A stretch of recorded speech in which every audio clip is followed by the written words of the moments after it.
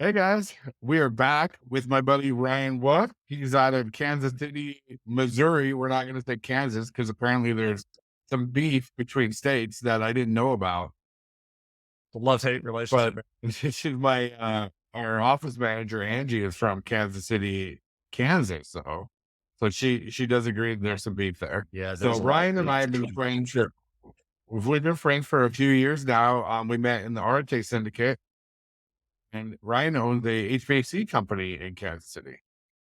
Thanks for joining us, buddy. Thanks for having me. I appreciate the invite, and yeah, it's good to see you again. It's been a Yeah, while. absolutely. Other than We phone in calls. my amazing hotel room in beautiful Helena, Montana, up here Hey, doing some gotta take business. care of business. Gotta take care of business. Absolutely. Absolutely. So let's just get started. Tell us about your company and what you guys do and what kind of services that you offer. Yeah, great question, Levi. We're a full-service mechanical contractor here in the Kansas City area. We serve mostly the metro area and outlying areas. We just focus on serving anybody's HVAC needs. More of a niche company that focuses more on the commercial side of things. We do some residential work, but it's more like assessments, replacements, second opinions on things like that.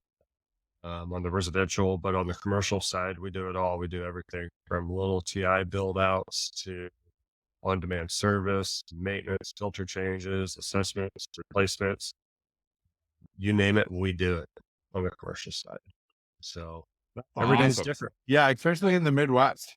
I was thinking about this morning. We're in a unique situation being in the Midwest because we clearly have two seasons. We definitely have the summer and we have the winter. So there's constant need, there's constant things to check and things that always go out, both on the residential and commercial side. So Yeah, kind of you have blessed. those in the same day. We do. It's not the same day, it's within 24 hours. We've had literally 90 to 100-degree temperature swings within 24 hours. That's crazy. Yeah. Helena, Montana right now. And it snowed, got up to almost 70 yesterday, and then downpour rained on us yesterday. So we get about the same stuff. Yeah, it's bananas, man. We've had it where it's -30, and then the next day it's 70 degrees, and that's a 100-degree temperature swing. And it seems like it's not right. No, it doesn't. Yeah, it's hard to dress for those kind of days. Yeah, you can't. You got to have long sleeves, vests, stuff like that, and then the next day you're in Right. shorts and a polo. Exactly. Got it all Next in the day you're on. closet. Through that. Tell me a little bit about the beginnings, where you're from, moving around, school, college, all that kind of stuff. How long do we have? We got as long as you want, buddy. Until my computer dies. We're good. All right, man. All right. So moved around a fair amount when I was little. Really call Salt Lake City home. We moved there when I was in fourth grade and went there until after college. Grew up in Salt Lake for the most part, which was a big change because we had moved from South Carolina. So it's like complete polar opposites going from East Coast, very diverse, to Salt Lake City, which is not at the time was a real diverse, very Not heavy. diverse. Yeah, it was a very tight knit community that I wasn't used to. So when we moved to Salt Lake, it was a really rough transition, to say the least. Actually, I hated Salt Lake Sure. for probably the first 4 or 5 years. And it's funny because now we go back all the time and we love it. So it's funny how that kind of plays out. But that was my upbringing. Graduated from the University of Utah. Actually, my wife and I met in Nebraska at Concordia, Nebraska, where we both played basketball. And then we were both not feeling the basketball vibe anymore and I transferred to Utah. She transferred for massage therapy and both graduated. And I was at the time into my work background, working part-time at a bank, making my way up and had a lot of success working part-time and going to night school and things like that. And my branch manager and actually the district manager sat me down and they're like, "Okay, what do you want to do?" So my passion is in the investment side. I wanted to go into private banking and okay. They're like, "There's not going to be an opening in that division for a while. There's a couple of people that are ahead of you, but you're doing really well. So we'll provide other opportunities." Okay. So came up for a senior banker role around the time that I was graduating. I was engaged to Tara and did a group interview and then had individual interviews. And the district manager looked at me after everyone had left. He goes, "If you weren't engaged with a wedding coming up and if you weren't about ready to graduate, this would be your position." but because of those two things, we're going to go with someone else. So that was my first taste of corporate America, to say the least. And I was not a big fan of that. I was like, okay, if this is how this is going to go out of college, I'm not sure this is the path I want to go. So funny how it plays out, because shortly after that meeting, our senior banker got promoted into private banking. I came in and took over his role. So it bypassed that whole decision making. But then they're like, yeah, you've got 10 years before you can become a private banker. And I was like, that's it's not going to happen. So then I Oh, went that's a to, lot. That's way. yeah, it was just one of those things of, unless something happened, my family had worked with one of the private bankers. So I knew that he wasn't retiring anytime soon. And he's actually still there. If that gives any perspective, I would still not be a private banker at that. So I ended up making the decision to relocate to Iowa for a opportunity through one of Tara's family friends to work at Edward Jones and to take over about $10 million worth of assets. And that opportunity presented itself. And if you know me, I struggle with tests. I know the material. It's all mental for me. And I second guess myself a lot. And I struggled with my Series 66 test, which is a critical role. Dude, it's like double negative questions with what is the best 3 out of 5. Dude, it's a test that's written by attorneys. That's all you just have to know. It's not, Yeah. it's, do you understand the language of the way the question's written is what the test is. So I failed that test 3 times. And after the third time, it closes your window. So I wasn't able to proceed down that investment road. Then I transferred over into the insurance side, and lo and behold, I found out that the 63 and the 65 together, they had no problem with taking those 2 tests, and I passed them like that. So It dude, it just worked out weird. Yeah, so that's like the background and getting into Iowa. And then I was building so much of my book of business in Salt Lake that our office manager at the time told me, gave me an ultimatum: either you stop building your book out in Salt Lake, or you focus on Des Moines, or leave. Pretty much was the conversation. Tara and I had a lengthy conversation, and we actually my dad decided to purchase a business and went there, managed it for the longest time. And there were some issues with that previous owner. And it was very rough, to say the least, and learned a lot about management, learned a lot about financials, learned a lot about the construction industry in that opportunity. And then when that closed, I was just trying to figure out what I was going to do. And then I had, what you're going to give them, girl. yeah, pretty much. And I felt like I was down on myself. I felt like I couldn't really hold a job. It was one of those things of, there's a head scratcher.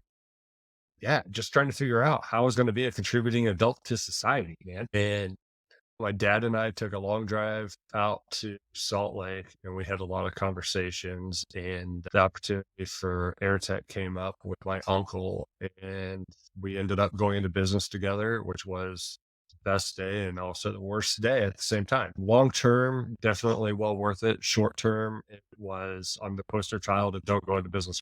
Well, that kind of gets into my first question, Ryan, is tell me about that first year in business, because it's very glamorized, right? To be an entrepreneur, own your own business. You get to make your own hours.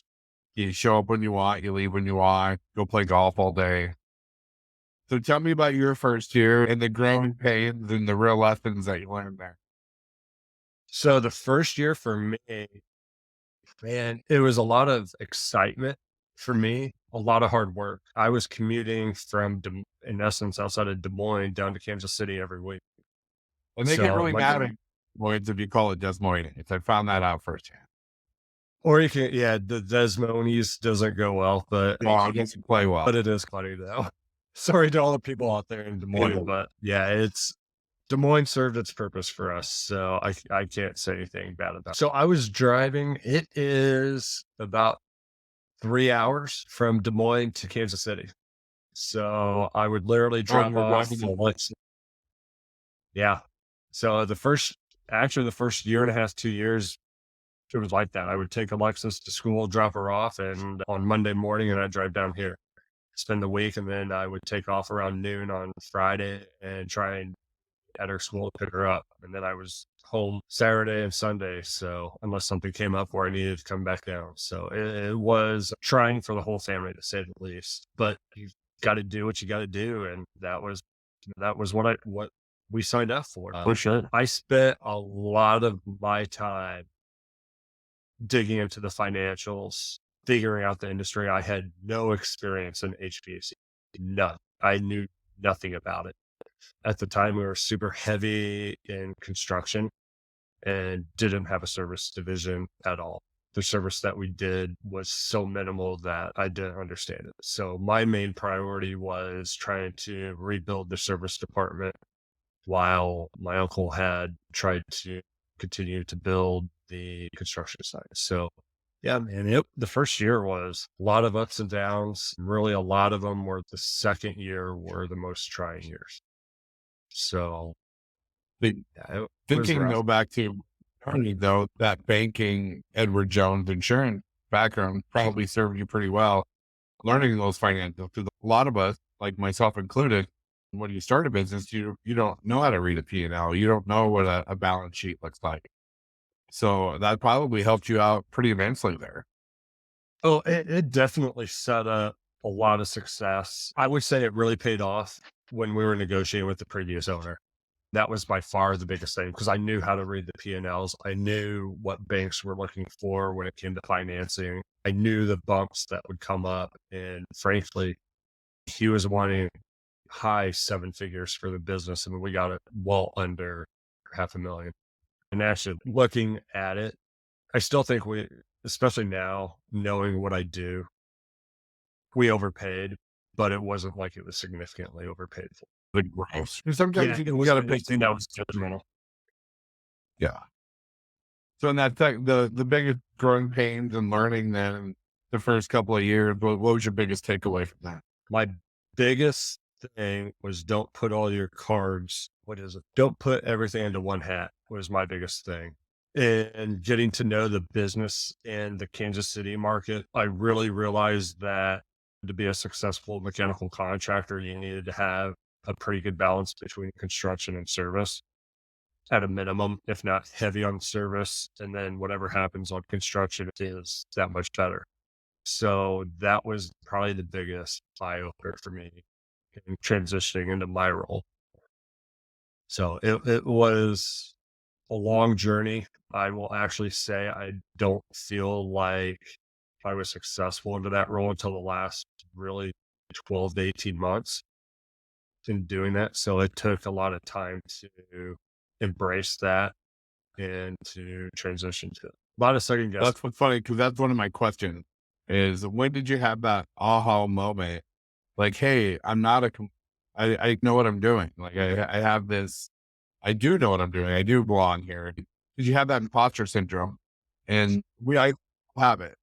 I would say it first started about the time that probably about a year after I was in Arate, which puts it at that 12 to 18 months was the first one. Like that was when I realized I do know what I'm doing. Other than the financial side of it, the financials are there. But then it was honestly like this year has really set in and it was like, I can't say shit, but I do know my stuff. Some marketing stuff. And it just in February, that was different than what we've ever done. And anything that is done in our market that it solidified what my gut had said or what my brain and my heart had said. And it just opened the door up to so many different opportunities. Like this past week has by far been probably one of the best weeks I've had compared to the last 9.5, 10 years. I feel like every day you have that eye-opening moment. So yeah, if you're not growing, man, you're withering and dying. So it's You're exactly right. Yeah. And what do you think makes a person driven to keep pushing and keep getting better, like you just said, or fade away and just wither away? that's a great question. I think a lot of it has to do with your environment and who you surround yourself with is definitely one key to it. I think another piece to it is understanding your roles and responsibilities. I look at it as a business owner. So many people look at business ownership as what's in it for me. It's a transactional approach because they're trying to do it for themselves versus a serve gratitude, serve the market approach. And when I made that change of serving our customers, serving my team, serving the community, things changed. So when you make that change, I think there's a lot more weight to it. There's a lot more responsibility to it where I look at it as whatever happens, I'll be fine. But what about my team? What about my guys? What about my customers? I've set the standard and the expectations for my customers so high that I know no one else can fill. So I don't want to jeopardize that. So for me, the biggest driver is serving my team, my customers, my community, and then my family, making sure that everybody has their opportunities to grow, their opportunities to learn, to expand, to have the service that they deserve.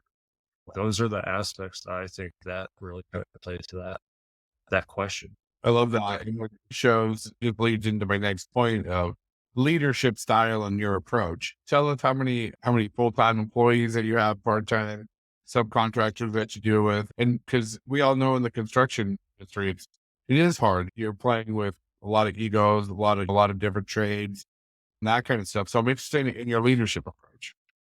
Yeah. So leadership approach wise, it evolves. I can't say it's set in stone. I'm a person that can't say takes a laid back approach, but I know what's going on within my company. I know what's going on within the Kansas City market.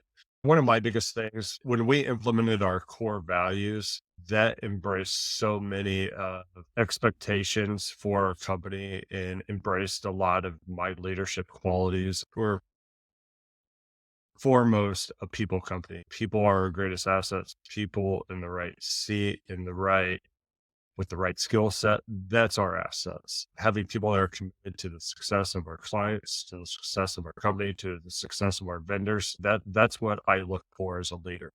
You fit some of those qualities, and if you're a good person, man, we've got a spot on the bus for you. But leadership wise, I expect them to get their tasks done. I expect them to be out there meeting people, building relationships, whether it's through new vendors, through customers, prospective customers. We're very hands on. And then there's the accountability side of it. We have weekly meetings. We have meetings actually all throughout the day because we've got an open concept office where literally if something comes up, three of us pop up and we start talking and figuring it out. We're a solution oriented company, not a problem oriented problem.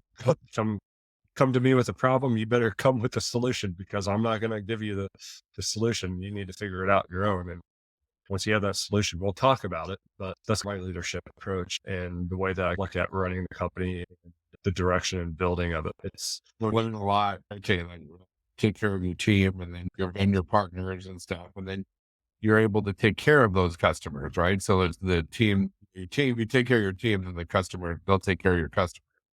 I know it's you've told me some cool things you've done for customers and stuff like that. Let's share with our listeners. Like, I know your customer service is off the chart, but then you've also told me some other cool stuff that you like to do for customer appreciation and stuff like that.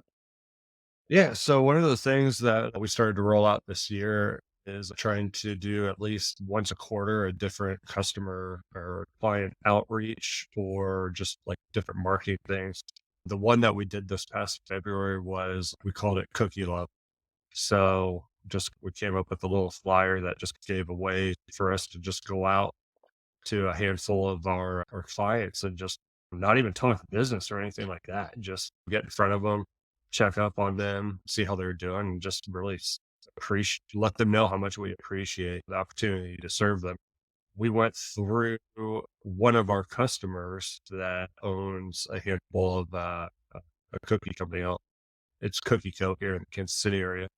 An amazing group that owns it, and the products are phenomenal. I'll just leave it there. But dozens of cookies from them, and which they're top notch too, by the way. So if you need a cookie, go to Cookie Co.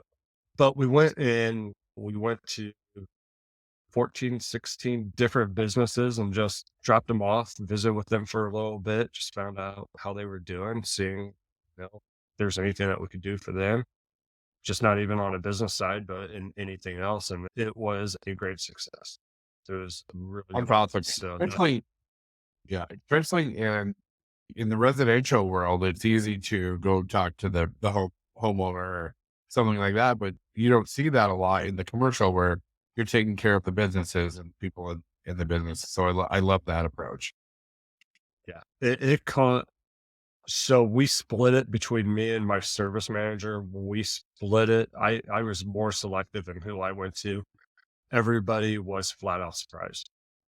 Everyone was like I walked in, one of them and she started crying. It just goes to show how much relationships matter and being there for people. Because you don't know what kind of a day that they're having or what they've had or what kind of a week they've had, things like that. And when you just unexpectedly show up unannounced with anything really, and just wanted to say, we're thinking about you guys, we care about you. If you need anything, let us know. It goes a long way. That's just everything in life too, though. That's just not business related. That's personal and just being a good person. And let's talk a little bit about your personal development, I touch a little bit about the RTA syndicate and how you're developing yourself personally, and how that's affected your business. Yeah, no, personal development is a big piece. I can't say I'm the best at it. I'm like a yo a little bit on it. The one thing that I found that is pretty much consistent, I feel like when I do it, I perform significantly better and at higher levels is reading books. The more I read, honestly, the more creative I am, the more business savvy I am, the more driven I am. I try and read at least a chapter a night. Depending upon the length of the chapter, I might split it up into 2, 3 nights. But I definitely, the reading piece is a big component of it, is a big piece of my self development. Second is definitely having our conversations, visiting with you and Forrest, and staying connected that way is definitely another way. In the last few months, we've joined a handful of trade organizations that have played a big role in some development and creating some personal relationships that just didn't exist before. Putting myself out there. It's funny because if you know me, I am a very outgoing person, but I'm also a very shy person too, which is a weird dichotomy. So it's been trying a little bit because I know I need to make that personal growth and put myself out there in different environments that I'm not used to. So that's been a fun part. It's been a change for my family, to say the least, because I'm out a lot more than what I normally am when I'm normally home at different events. Those are really the main things I Sure. do. I've done 75 hard as that was a big Yeah, thing. absolutely. Um, I can actually tell you that when you do this long enough, you when things are changing, you get that feeling, you see the writing on the wall. And typically what I have found is when I start to feel that way, jumping on 75 hard and buckling down changes a lot of that stuff. It's funny By how the it way, works. too, I did the same thing. I felt myself slipping a little bit physically, a little bit mentally. So what's nice is we know we have that tool in our tool belt that we can always just jump right back in. And it sure doesn't take long to get that mental clarity back. No, it gives you that mental edge too, I think, because especially during 75 hard, you're so much clearer because you've got to weed out so many things. Time becomes super valuable and shifts your priorities and your focus. So I definitely think that 75 hard is one of those game changers.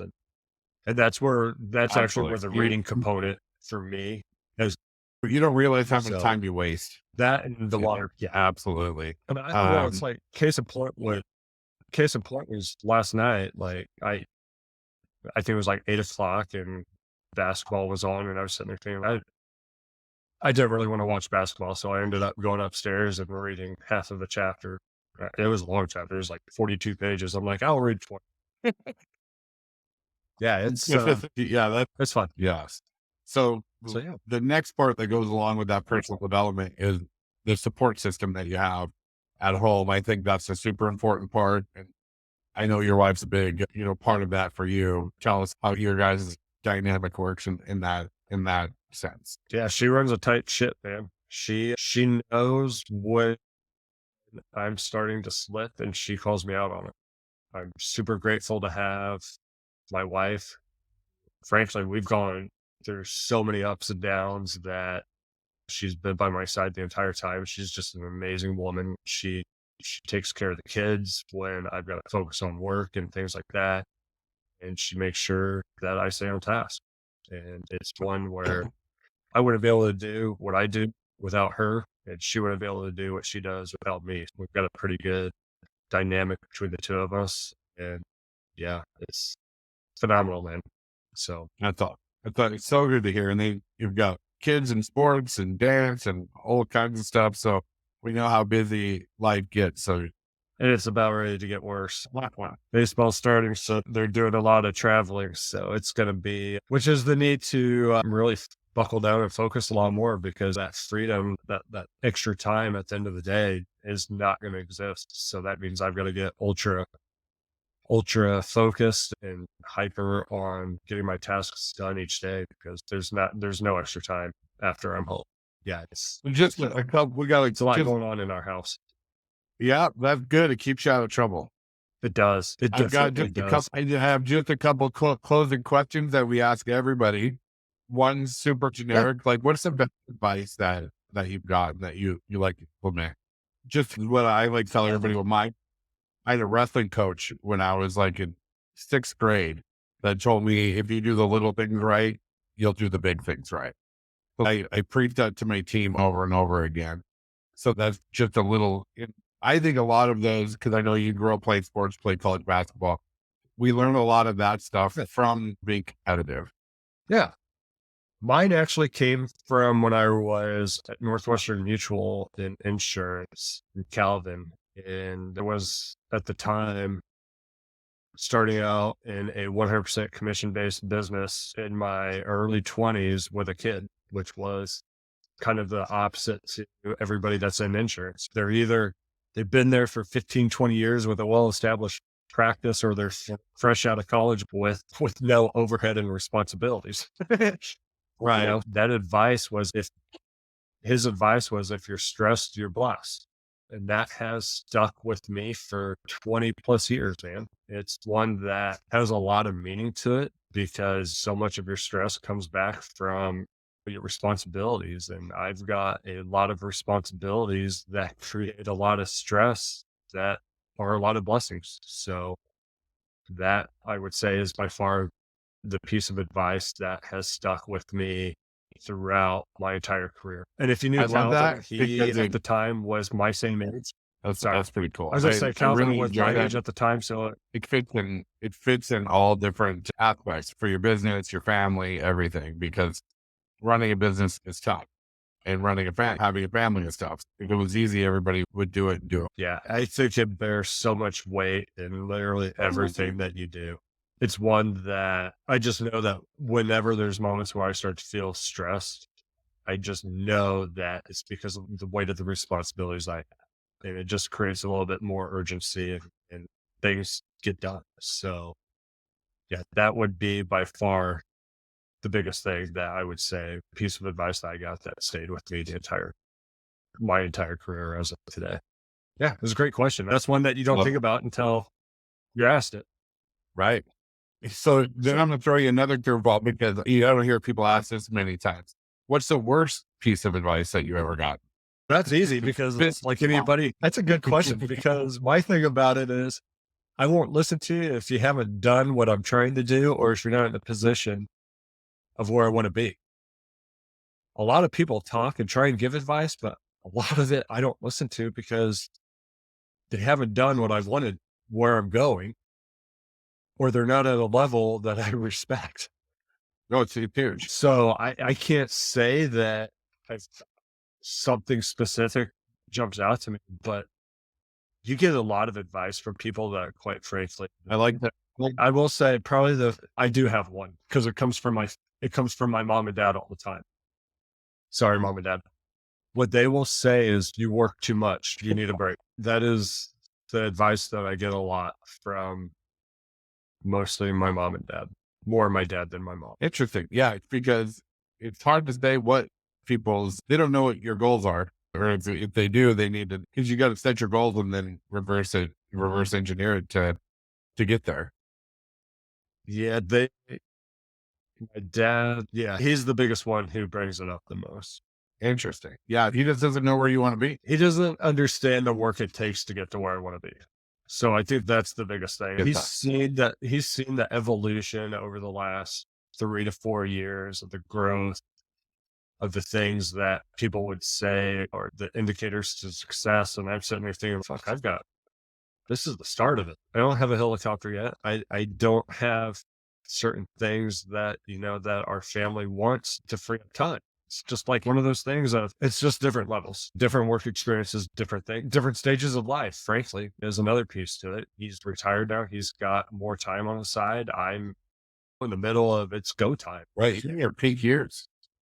Yeah. I've got 10 years of learning it, and now it's time to full throttle it and stoke that fire and keep throwing fuel on it and stoking it more. And he's winding down and I'm whipping the horse, man. I'm getting after it. So it's two different stages. So I think that the intention is good. It just doesn't resonate. So that's what I'd say is. Okay. And then we always end with this question. It's a debate that I work with my sister, and we have this debate about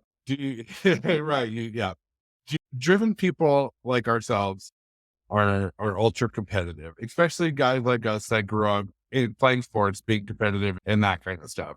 So my question is, do you hate to lose or do you love to win more? Loser. Well, okay, say that one more time. Yeah. Do you love winning more or do you hate losing more? They both have a time and a place. I have found is on jobs that we lose, which is mostly on the construction side, I feel like in a way we've dodged a bullet. Right. I can see that's a good answer. So it's on that side, sometimes it's a sense of relief, but other times it's frustrating because you're like, we know what we do. We know the GC wants to have that type of an experience, and they're going with somebody that we feel is just far not as superior as us, but they have that choice. That's the beauty of construction when it's a bid job. So there's that piece of it. Sorry about that. So there's that side of it, but dude, I've got to tell you, winning is contagious, man. I've noticed it takes one little win, dude, and it's a snowball going down the hill. And that's when shit gets fun. This week, it just started off. I knew it was going to be a good week just off the way Monday went. And then literally within the last 3 days, the amount of contracts that we've had come in for maintenance on replacements. We've got a job we're looking at that's going to require a helicopter or the possibility of a helicopter. Winning is contagious and it gets a lot of fun. The excitement is something that creates a lot of energy, and winning is fun. Definitely winning. Winning by far. That's a good answer. So in our case, my sister loves to win, like you, and I'm driven a little more by the dark side, and so I'd rather bleed out of my ears than lose. And then it's okay, on to the next one. Once we win it, then it's okay, on to the next one. Because we're not losing the next one either. Here, the funny thing came up. Wait, I have a 22-year-old son, Cam, right? And he's playing golf every day. And I told my buddy that I golf with all the time, like, fuck, I got to get to the golf course because I can't let this little shitbag beat me this year. Like, I just can't lose. But I think that the biggest thing too, the piece with us on the losing piece is we're shifting quite a bit out of construction and more selective in who we work with and frankly, what jobs we even look at. So the losing side isn't as relevant, but actually more of a motivator on us is when we come across certain people that just do things the wrong way. Yeah. Is more of a motivator than losing, because like right now we've got a saying in our office of don't be Spencer, because there was a guy that we met at a networking event a couple of weeks ago, and he was like, yeah, I'm the smartest person in the room and stuff like this. And I flat out laughed. I go, then you're in the wrong room, brother. And so we use things like that as like little motivators. Yeah, absolutely. So we use events like that as motivation as opposed to losing contracts. Like I said, I think on the losing a contract, for the most part, we're like, boy, I think we dodged a bullet on that one. Yeah, and I think that could be interpreted. It can be interpreted in different ways, right? Like you're winning because you're not taking shitty contracts, so that's still winning. Where it's an overall brand question, but I think you answered it. It's one that gets you. And I think I And get myself that into was some one of that got you those. thinking. Yeah, I think I get myself into those shitty builds and stuff like that because I don't want to lose it to somebody else. I look at how we've evolved over the last few years, and really, I would say the last year. And one of them is we've realized that we're not a mechanical contractor for everybody. And nor do we want to be a mechanical contractor for everybody. It's like that saying of the split of the 20/80, 20% of your revenue. 80% of your problems come from 20% of your clients, and 80% of your revenue come from 20% of your clients. And we've made a really conscious effort in going after the people we want to work with and that want to work with us. I think that's a So great flaw. I think that once you clarify that, business gets a lot easier. Absolutely. So Yeah. And definitely just the people you work with really makes a huge difference. it does. Gosh, it was a book that I read where it talked about you want to make sure that they want to work with you. You're excited to work with them, that they pay within time, things like that. And if they don't check, if one of those three boxes are missing, you're not going to want to work with them. And that's something that we've really focused on over the last few months. It's like I said, it's funny. This past week, the amount of contracts that we've had executed and received signed it's been one of the best weeks we've had in really the 10 years I've been here. So That's it's fun. amazing when you focus on I'd that love to stuff, how see, things change. I'd love to see your growth, and absolutely. I really enjoy your growth and all the conversations that Appreciate it. you and I have, watching you grow your business and take care of your family. Our podcast is called The Pursuit of Everything. And that doesn't mean everything as in a material sense. That means everything as your business career, your family, your health. I'm so glad that you and I became friends and that we met and we can continue to watch each other grow. Yeah, definitely. I think that's one of the So I best want things to that I want to thank ever you, came Ryan. out of the first art. Get it. Thank Absolutely. you for Well, having me, man. I Ryan, appreciate thanks. it. Yeah, And always enjoy catching up and visiting. absolutely. Appreciate it. Enjoy your crazy weather there in the Midwest, and we'll catch up very soon. Sounds good. Appreciate it. And enjoy Montana. And we'll catch up here shortly again.